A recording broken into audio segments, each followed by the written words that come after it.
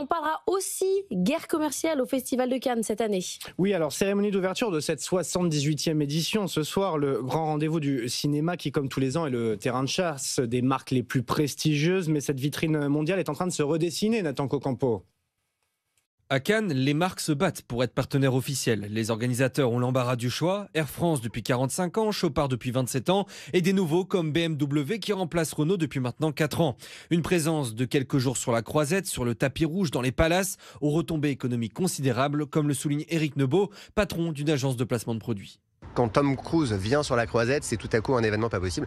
BMW, partenaire du Festival de Cannes. BMW, à l'image du film Mission Impossible, partenaire du film, c'est une sacrée belle opération. Des partenaires officiels qui se retrouvent néanmoins de plus en plus frustrés ces dernières années, concurrencés par des marques non partenaires. Ça peut prendre plein de biais différents, le placement de produits dans le film, l'événementiel pendant ces fameuses soirées, mais je vais vous dire même mieux, les montées des marches. Vous êtes habillé en costume ou en robe de soirée, vous portez des bijoux.